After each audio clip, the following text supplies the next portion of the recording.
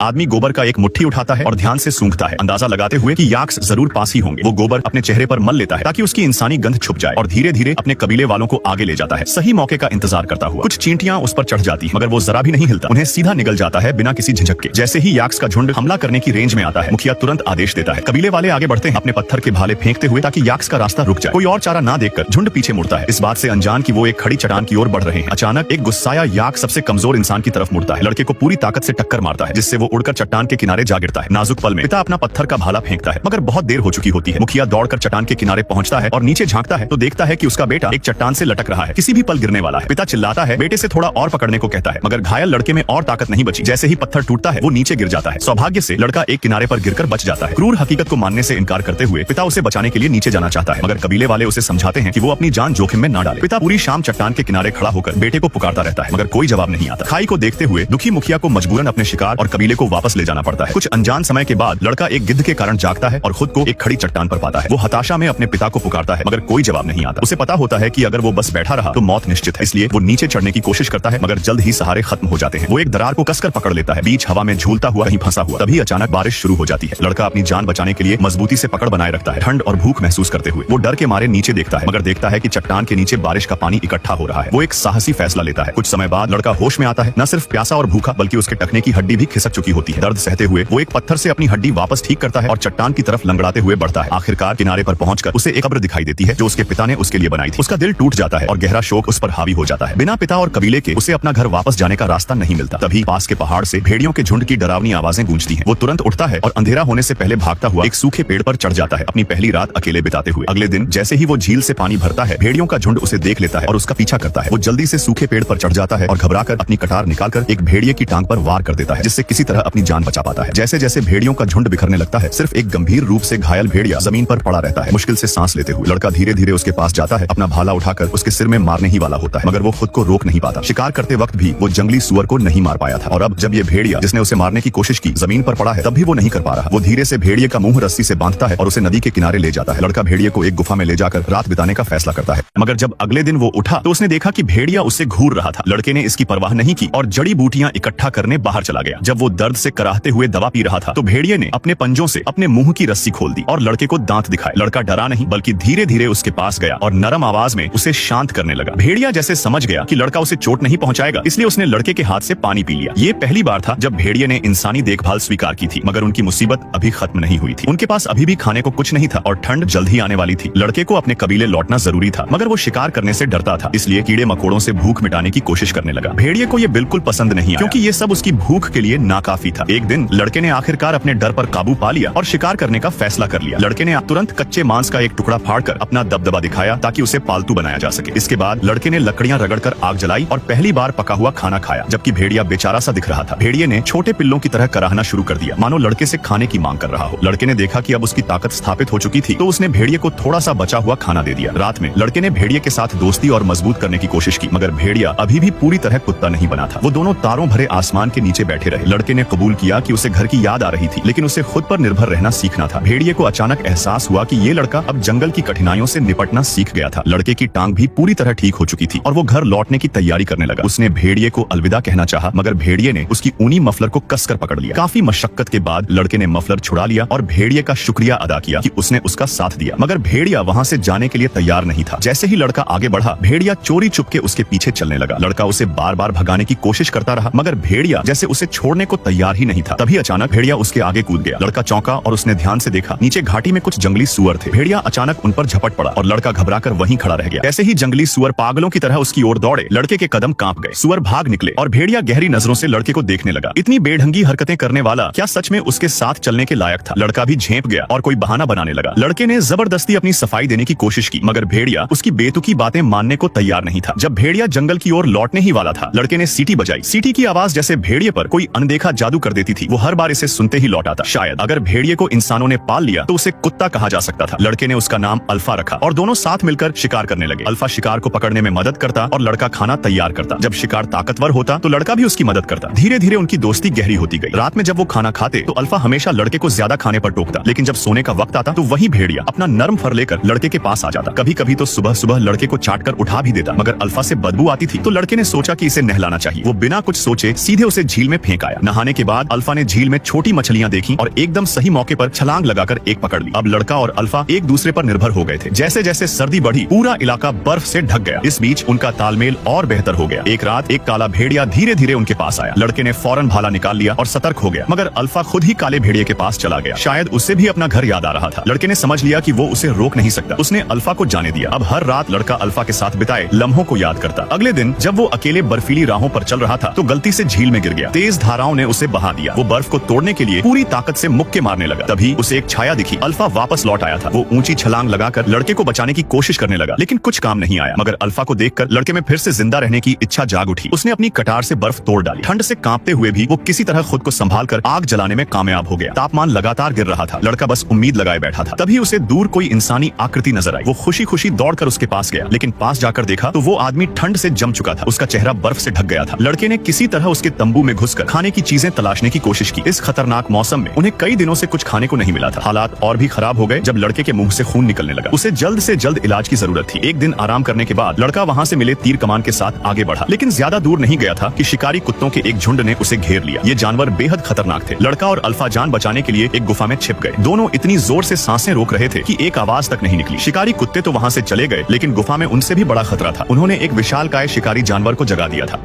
ये Saber tooth tiger शिकारी भेड़िया से भी ज्यादा खतरनाक था, लेकिन रास्ते में ही अल्फा उसे रोकने खड़ा हो गया। भले ही अल्फा उसके सामने टिक नहीं सकता था, फिर भी वो बार बार खड़ा होकर उसे रोकने की कोशिश करता रहा। आखिरी पल में उसने अपने तीर कमान को कसकर पकड़ लिया। खतरा टलने के बाद अल्फा भी बेहोश हो गया। उसने उसे पुकारा, लेकिन वो कोई प्रतिक्रिया नहीं दे रहा था। उसने अल्फा को बर्फीली हवाओं से बचाया और अल्फा भी उसके साथ चलता रहा। आखिरकार उसे रास्ते का एक छूटा हुआ निशान मिला, लेकिन उसकी चोटें भी और गंभीर हो गई। अब उनके पास बस एक दूसरे का सहारा था। रात को वो बर्फीली जमीन पर ही सो गए। जैसे जैसे ठंड बढ़ती गई अल्फा आखिरकार टेक नहीं सका और गिर पड़ा। उसकी हालत बहुत खराब थी और तुरंत इलाज का कोई साधन नहीं था। उसने उसे हिम्मत देने की कोशिश की, लेकिन अल्फा में अब कोई ताकत नहीं बची थी। तब उसने उसे अपनी बाहों में उठाया और चलना जारी रखा, लेकिन आखिरकार वो भी गिर पड़ा। बेहोशी में उसने अपने माता पिता का सपना देखा, जो उसका घर लौटने का इंतजार कर रहे थे। इस सपने ने उसे फिर से हिम्मत दी और वो अचानक जाग गया। उसने अल्फा को अपनी गोद में उठाया और आगे बढ़ता रहा। दिल में बसे उम्मीद ने उसे जीवित रखा, लेकिन अगर उन्हें जीवित रहना था तो सफर जारी रखना ही था। और आखिरकार उसने अपने कबीले को देख लिया। अल्फा अब ज्यादा देर तक टिक नहीं सकता था, लेकिन उसने अपने कदम बढ़ाए। जब वो गांव पहुंचा तो सबको यकीन ही नहीं हुआ। अल्फा जिंदा था, लेकिन गहरी चोटों के कारण कुछ कदम चलने के बाद फिर गिर पड़ा। उसने अपना हाथ बढ़ाया। उसके पिता ने भावुक होकर उसका चेहरा छुआ और उसकी माँ रोते हुए उसके पास आई। किसी ने नहीं सोचा था कि वो जिंदा लौटेगा। बेहोशी में भी उसने अल्फा की ओर इशारा किया और अपने पिता से उसे बचाने की विनती की। बिना अल्फा के साथ वो दुश्मनों से नहीं लड़ पाता। जब उसने होश में आया तो उसकी पहली नजर अल्फा पर पड़ी। वो शांति से पड़ा था, पूरी तरह ठीक नहीं हुआ था, लेकिन प्रधान पुजारी ने अल्फा के पेट पर हाथ रखा, जैसे कि वो कुछ महसूस कर रही हो। कुछ देर बाद अल्फा ने कई छोटे प्यारे भेड़िया जन्म दिए। लड़ाई के दौरान वो गर्भवती थी। उसने उसे प्यार से सहलाया और उसका आभार जताया कि उसने अपनी जान की बाजी लगाकर उसकी रक्षा की। कुछ ही समय में वो छोटे भेड़िए बड़े हो गए। वो कबीले में पले बढ़े और उसने हमेशा उनका साथ दिया। सालों बाद कबीले के शिकारी जब भी शिकार के लिए निकलते, उनके साथ हमेशा एक साथी होता, ये भेड़िए। इस वजह से उनका कबीला सबसे ताकतवर बन गया। समय के साथ इन भेड़ियों ने अलग अलग क्षमताएं विकसित कर ली। कुछ ने मालिकों के लिए भेड़ों की रखवाली शुरू की, कुछ ने शिकार में मदद की और कुछ ने बर्फीले इलाकों में स्लेज खींचे। अल्फा ही कुत्तों का सबसे पहला पूर्वज था और उसकी वफादारी पीढ़ी दर पीढ़ी आगे बढ़ती रही।